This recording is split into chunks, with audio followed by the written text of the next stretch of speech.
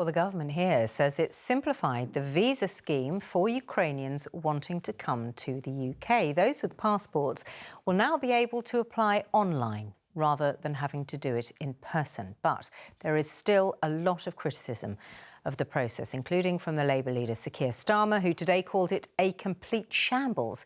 He's been visiting Estonia, and our political editor Andy Bell is there for us. Andy, what's he actually doing there?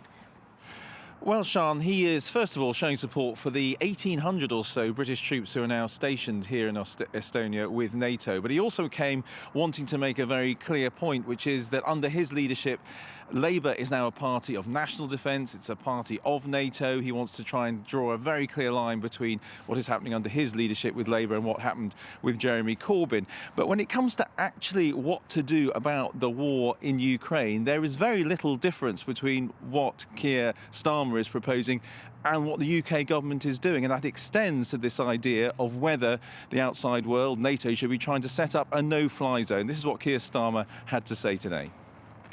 There are clearly, internationally criminal offences being committed, war crimes being committed, and there needs to be accountability and responsibility for that. But as I say, everybody understands why escalating this, whether that's the words or the action, has to be avoided just at the moment. Sir Keir Starmer on the no-fly zone. But Andy, there has, of course, been disagreement on how many Ukrainian refugees can come to the UK. There's been an update on that. What can you tell us about it?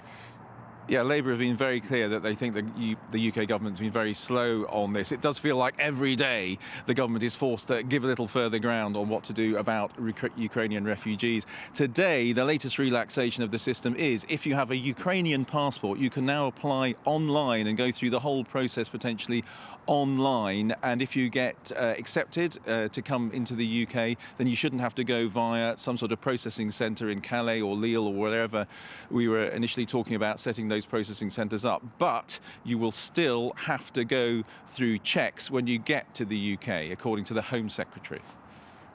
Ukrainians with passports will be able to get permission to come here fully online from wherever they are and will be able to give their biometrics once in Britain.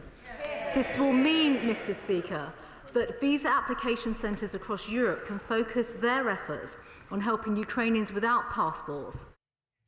Priti Patel. Andy, the Prime Minister has a word of warning for any British soldiers wanting to travel to fight in Ukraine. What's he had to say?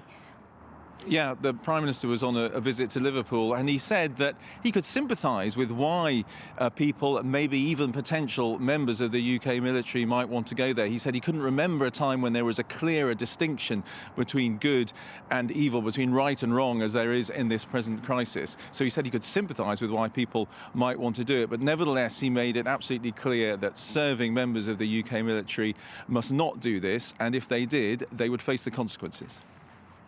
We have very clear laws in this country.